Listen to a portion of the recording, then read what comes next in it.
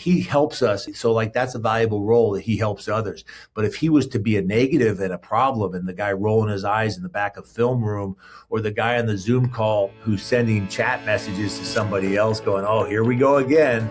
Like the way you deal with those, everybody's watching. Because here's a lesson you learn from basketball and coaching is the players can fool the coaches, but they don't fool each other. And so like if someone's pulling something over on the leader, the other people know. Today, I am excited to welcome Coach Eric Reveno.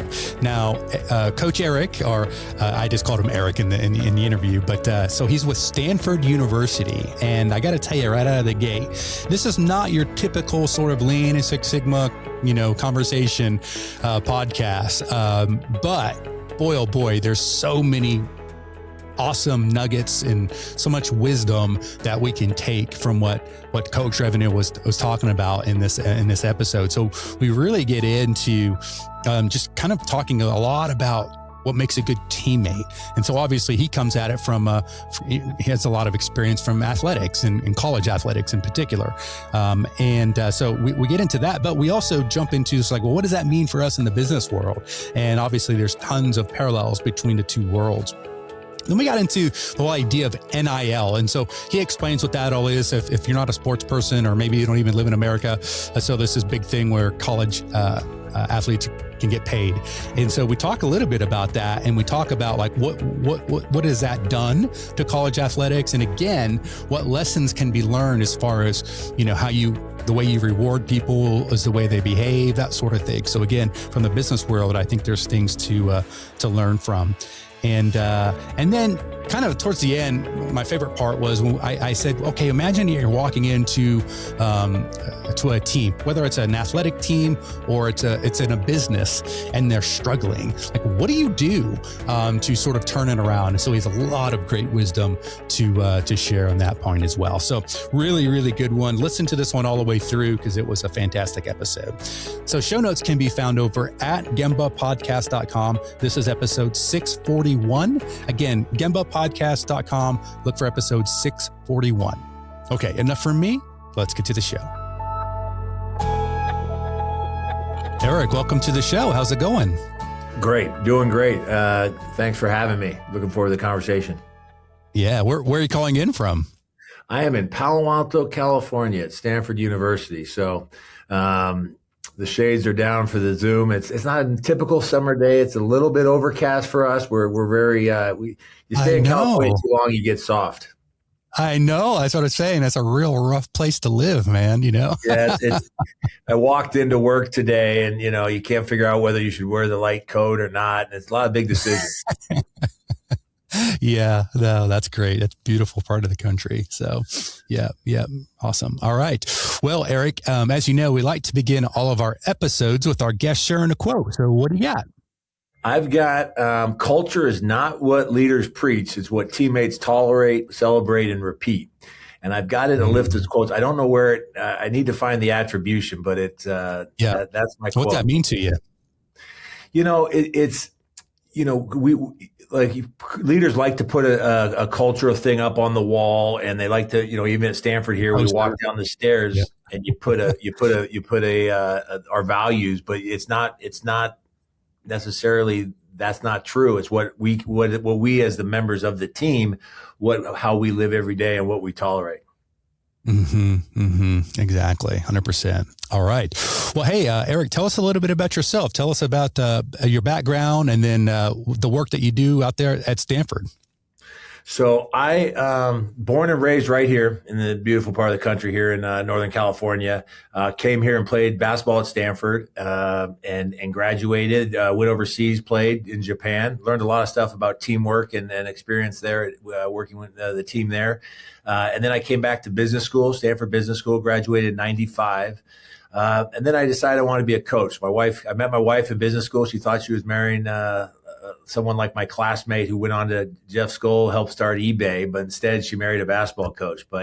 So I've been doing it 30 years now. It's been great. And I'm was here and then I was gone coaching, been a head coach at University of Portland. And now at Stanford, I'm associate head coach, and I've grown into this new role of general manager, which oversees this new world of college athletics where we can actually pay athletes. So the line between, as basketball has become more professional, college basketball has, the line between sort of amateur athletics of college athletics and business has gotten even more blurred. And I'm just excited to have these conversations about the similarities and things I've learned along the way in building teams. Yeah, I actually want to dive into this whole NIL topic a little bit. It's not a normal topic that we would have on this podcast, but I feel like there's some really interesting parallels to that and what you're dealing with and what those of us in the sort of the business world are dealing with as well. So I think there's a lot of parallels, but maybe to open up with, though, I wanted to see if again, you got a lot of coaching experience and a lot of leadership experience. So I'm wondering if, I've heard it said that leadership is overtaught and that teammate behavior is undertaught. So first of all, what do you think about that? Do you think it's true? And then if so, like, what's up with that? Yeah, I definitely 100% think it's true. I mean, here you are at Stanford, and if I was to go into our course catalog and look at leadership courses, go to the business school of leadership, and I think some of the leadership courses do talk about what it means to be a good teammate. But to me, there are certain values of being a teammate, like, helping. I have this STORM acronym that has 5 pillars and includes things like showing up with energy and taking care of your teammates and owning your power and raising others up. And the last one is being mission focused and everything. These are all responsibilities of being a good teammate. So if I help a teammate out, I don't like when we say, well, he's a good leader. He helped Joe solve that problem. Joe on the line there, Joe was having trouble with something and he helped him out. That's not what leaders do. That's what teammates do. And I think the bar of being a good teammate has been lowered over time, and our responsibility to that I'm responsible for the results of. So if we don't meet our numbers, instead of all looking at the leader and saying, oh, what are you going to do, Mr. Leader? How are you going to solve this? Like, what can I do in my lane, in my space, in my role? And I think the difference with a leader, for me, is as leader, you're responsible for who's on the team. You make those decisions. You could do it by vote if you wanted to, but you're going to hire somebody. You're going to select someone for the team. That's the biggest responsibility. Then you're going to decide what role they have in your strategy that you choose. And you're going to get feedback from the team, and that's your leadership style, how you work with the team and how that morphs together and how you get feedback and what you listen to and what you don't, who you listen to. That's your leadership style. But at the end of the day, you're going to come up with a strategy and a role for those people. And then as a team member, you're trying to do the best you can in that role. You can push back on the leader and say, hey, I want to be doing more, I want to be doing more this and or that, budget management, whatever it might be. You might want to do more things, but the leader decides those things. And I think too often the leader is given that whole list of things, and so like people walk into get on a Zoom call and they sit there and they're low energy and they're saying, okay, we could have got this done with an email, for God's sake. I mean, for us, we go into a team meeting, you've got a very critical audience of 19 to 20-year-olds who've been in class all day, and you start talking in video and you start talking in team video, and you've got to make it enjoyable for them, and you've got to make it sort of meet their goals, but they also have a responsibility to show up with energy and to sit, to give energy to the speaker and have a team responsibility to it. So those kinds of things, I think, is where the difference is between for the teammate and the leader thing. I think we just sort of lump everything into leadership. And so if a team culture is wrong because maybe they aren't getting to know each other, people aren't getting to know each other and they're not really trying. And it's the leader's responsibility to all of a sudden have some offsite and get everyone to know each other. Well, you don't need an offsite to get to know your teammates. You can do that. Mm-hmm.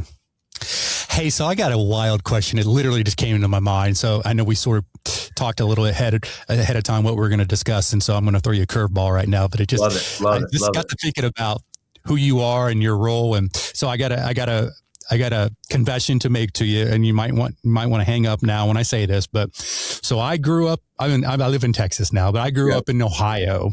Yep. And I am a hardcore Ohio State Buckeye fan. Okay.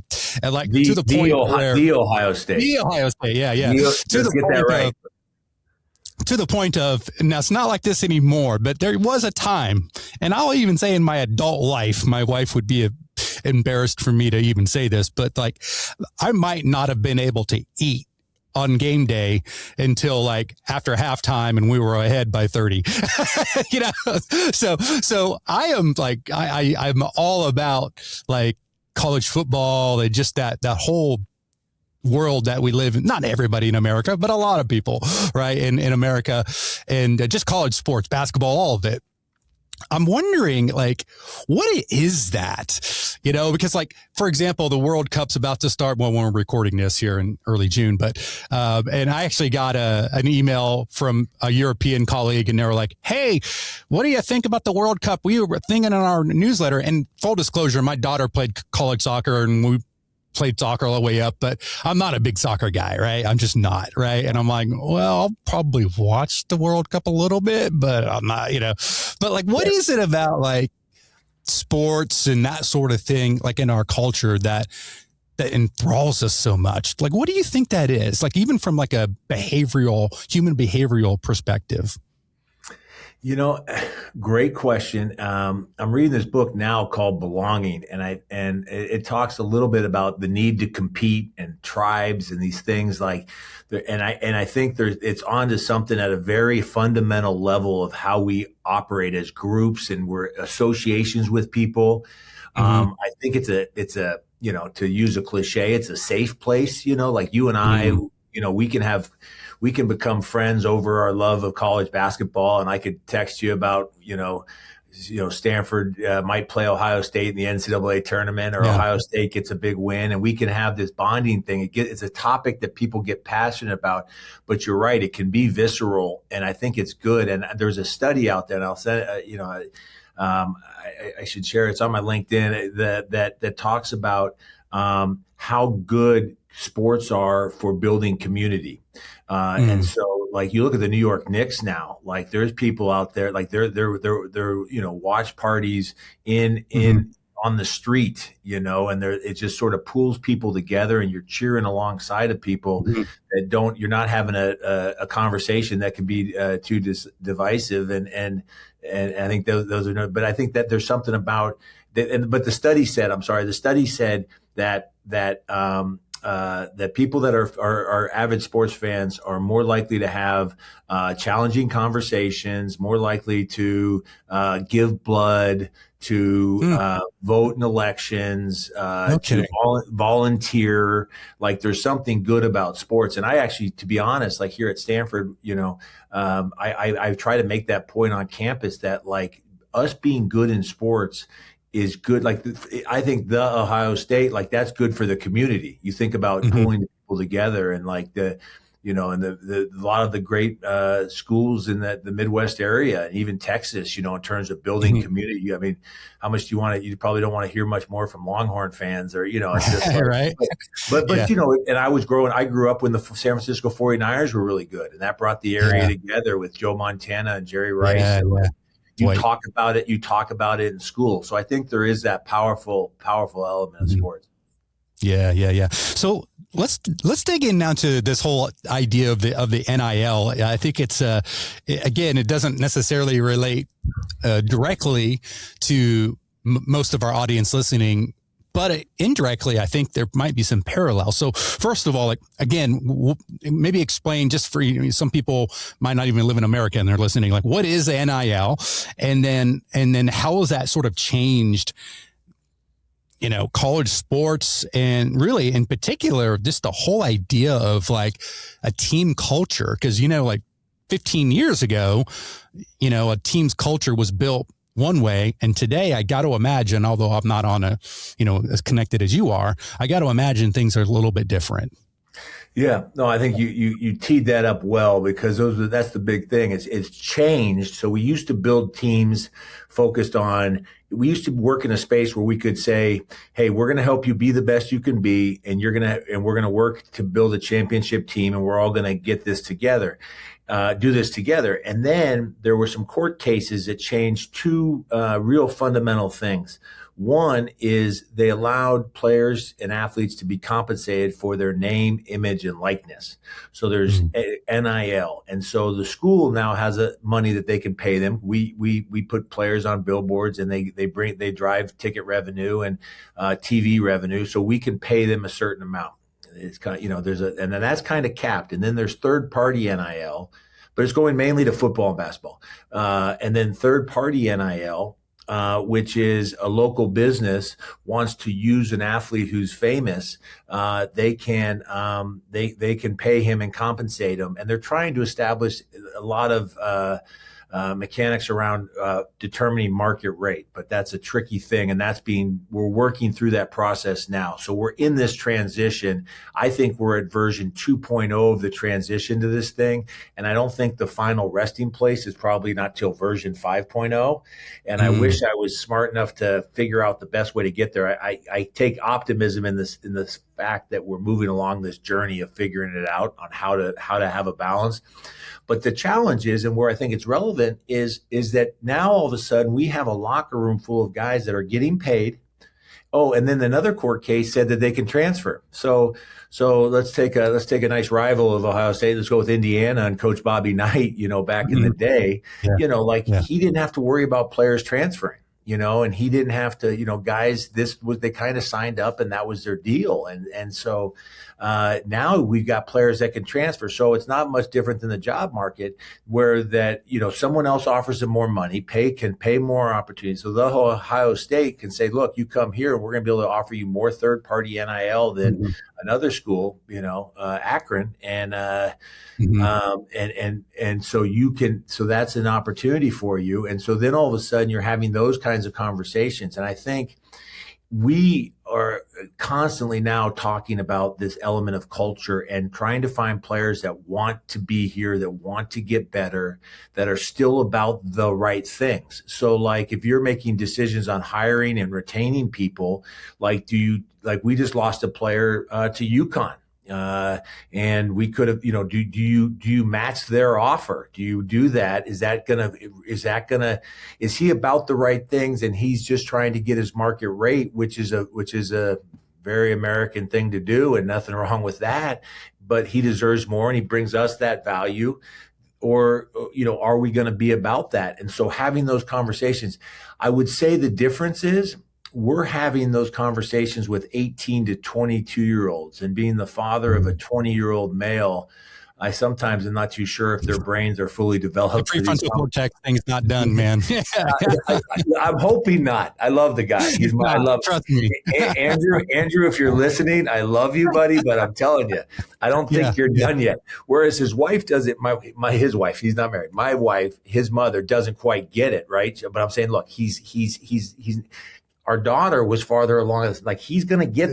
They really do. They go faster. The girls' brains. Yeah. Right. So we're having these conversations with these guys in this age group. Like, hey, here's a lot of money, and I know they're offering you more money, but let's stay here because we offer you a Stanford degree, the sunny weather, and we're great guys and great coaches. And you still want to coach them hard, right? So you still want to help them. You got to find guys about the right stuff. So I think there's a lot of parallels there. Yeah, man, it's super fascinating, man. Fascinating. So talk a little bit now. You obviously got a lot of coaching background and you've seen a lot over the years. What do you think when you talk about like teammates? And even I'm thinking about even colleagues here in the business world. Like what makes a great teammate? What does that look like on a sort of like on a day-to-day basis? To me, the number one thing that we all talk about is like showing up. So like, do you show up and do you like have an energy and do you don't, you do the best you can with where you're at, and you have trouble. Your family member's sick. You got struggles at home, and you still, you're still trying to do the best you can. And you don't. I'm not talking. And if you need help, and you reach out for help, just so you can be that for that person. But you're also take. This is one that I'm not great at. Is also like you invest in relationships just for relationships' sake. So like as a coach, I tend to be very. I don't want to use the word transactional, but I tend to be very like bottom line, moving to the next thing. Okay, hey Ron, we're going to get this done. Here's what we need. You're here to help. Let's boom, boom, boom, boom. And maybe I don't slow down enough sometimes and really invest in that and really sort of say, okay, what's Ron about here? What's going on here? This person's not doing a great job. I don't really know them, but they should just do a good job. Maybe I should invest in that thing. So slowing myself down, trying to help other people. I think if a good teammate see that, like, if you do well, if it's not, everything's not a zero sum game. So if you do well, then I'll do well. We want to win together. And so there's a good teammate has to believe in teams, I'd say. And part of the answer to that question, Yeah. like, if you don't believe in teams, that you're not wired that way, it's really hard. You got to like people, believe in teams. And so that's the big thing. And then, and just sort of, and then take responsibility. Because if you do that, then you'll take responsibility for the outcome too, because you value being a member of the team. And I think then you can teach them, like, okay, like the team's really important to you. You really care about it. And we talk about this with certain players. Certain players are more committed to the team than they are to the game. And so like I'm thinking of a player now who he's going to put a really good effort in because he doesn't want to let his teammates down. Then there's another player who's going to do a really good effort because his need to be successful is really important to him. So he wants to get the accolades and he wants to win and he wants to be the star.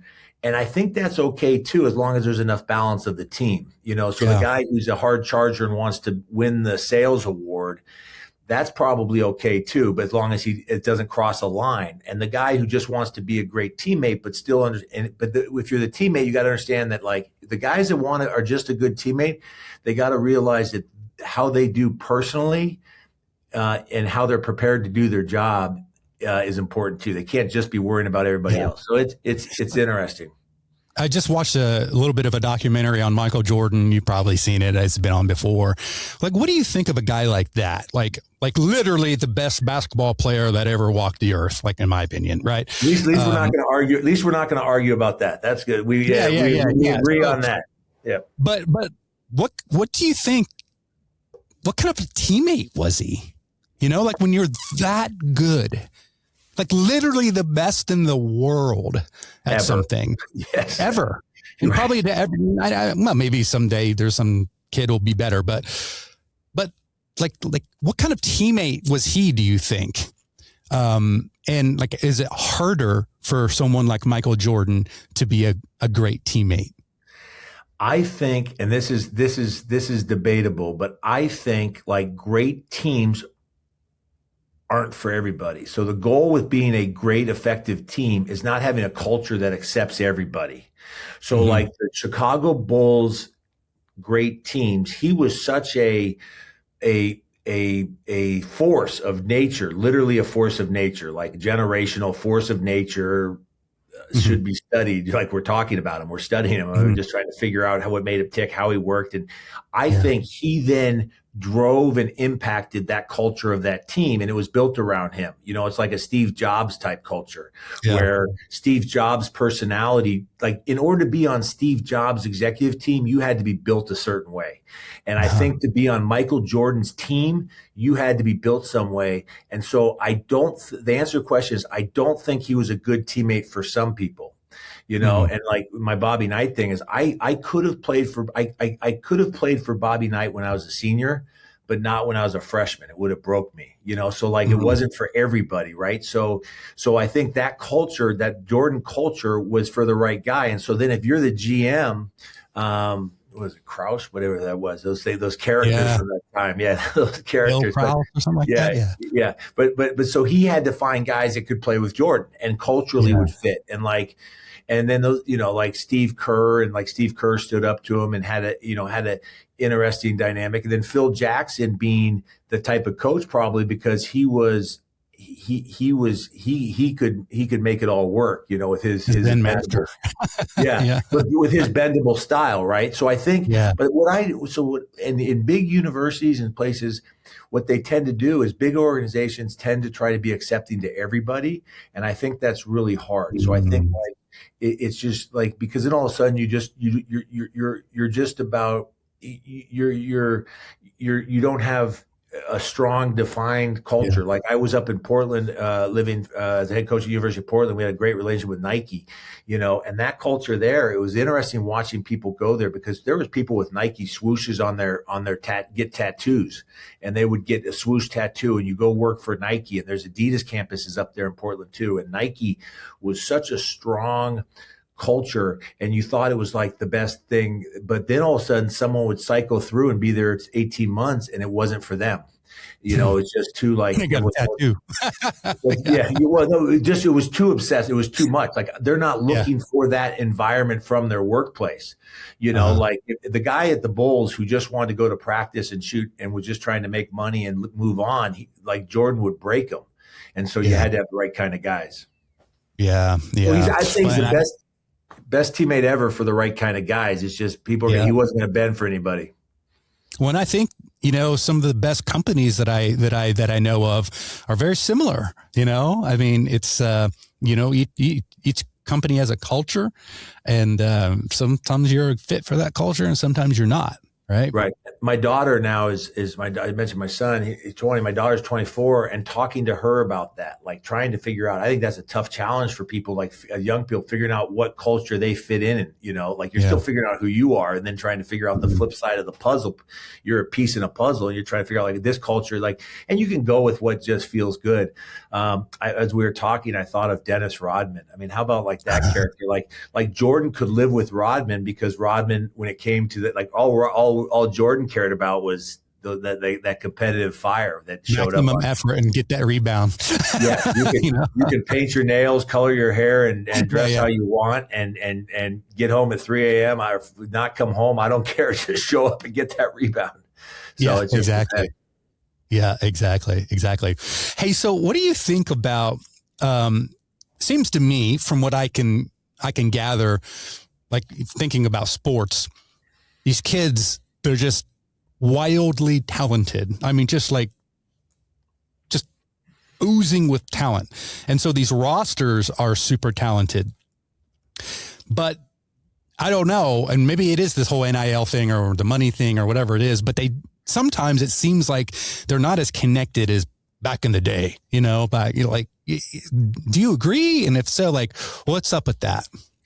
I agree. And I think for basketball, and this would be interesting, like for you talk about making the connections with business, like where you hire from. Our basketball culture in this country is kind of broken, like it starts early and earlier. I'm worried about the kids we get and their ability to process these distractions and things that take them off their core values and kind of cloud decision making. TikTok.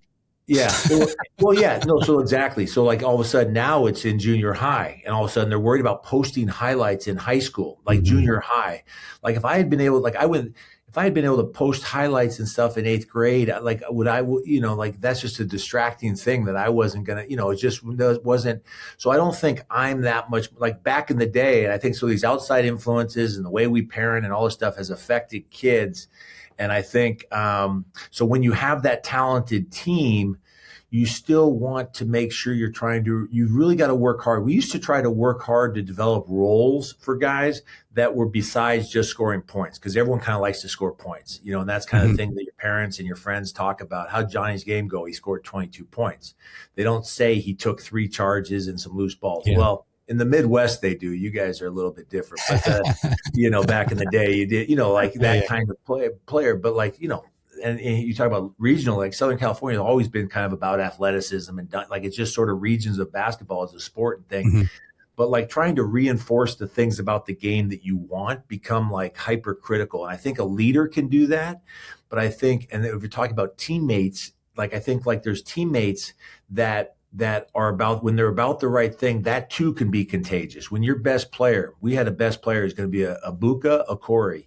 He's the first going to be, he was all ACC, led the ACC in scoring, freshman, and we're going to lose him this year. He's going to be drafted. He'll be drafted in the first round. And he was about the right things. And so that ripple effect for him, he was our leading scorer, but he was our hardest worker. He was a good teammate. He was a little bit quiet as a leader and not a vocal leader, but he was a really good teammate and about winning and not about getting accolades for himself. And that has a ripple effect. So I think when you have like some talent, you maybe just have to take because they're so darn good. And then those marginal decisions, what are you emphasizing? To let someone on your team, like in this role, we just need a really good glue guy, the proverbial glue guy and the character person that's going to make those, be a good influence on the everybody else. So, so it's interesting. A lot of talent's an interesting problem to have too. And I think it is getting harder.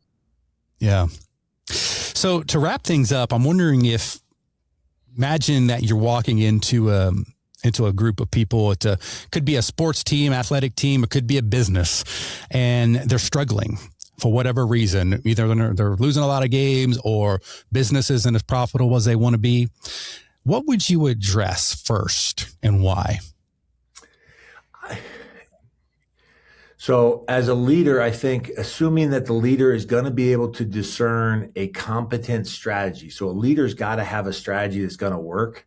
So like if I walk in as a coach, I'm saying, I know how to win basketball games. I just need the right pieces. So assuming strategy aside, like I'm not going to look at strategy, and I know if it's a different market, and I don't know how to be effective. I got to figure out the strategy that's going to make us work, and then figure out where we're going, how we're doing. But assuming that's taken care of, and I'm looking just at the people that work on the team, I'm going to want to address, is everybody about the right things? Does everyone want to be here? Is there someone that doesn't fit? Like, where's the points of resistance? And just sort of get to know, like just to figure things out, like where's the energy giver and the enthusiasm and the people like winning's hard.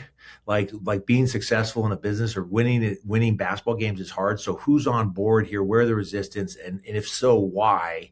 And address that and especially if that person's charismatic in a locker room, if there's a charismatic cancer, for lack of a better word, that's someone that's like, undermining things and has people's influence because he's a really good player. So the leaders develop in locker rooms and business because they're talented, the highest paid guy, the most successful. If he's a cancer, then how are you going to handle that is going to be important to address. And you've got to sort of take that on a little bit, because if you make the decision to live with that, even though he's undermining things in terms of the strategy, then that's going to be that'll be a problem. And the other way people get influence in a group is just by virtue of the personality. Some of us are more fun.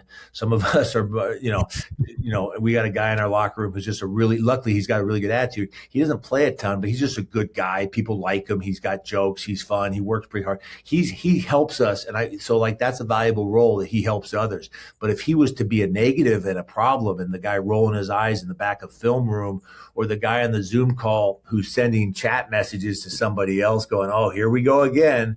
Like those, like the way you deal with those, everybody's watching. Because here's a lesson you learn from basketball and coaching is the players can fool the coaches, but they don't fool each other. And so like if someone's pulling something over on the leader, the other people know. And so you got to sort of find those. Yeah. Oh man, this is good. Great stuff, man. I'm so glad that we had a chance to catch up and talk. Again, this is not our typical, you're not our typical guest, as I say, but man, it was fantastic. And I think there's so many. I'm honored for that. I'm honored for being outside your lane a little bit. Yeah, but it was so many parallels and awesome stories. So, hey, any final words of wisdom that you want to leave with the folks? And then also, if folks wanted to connect with you, what's the best way? Like LinkedIn, something like that?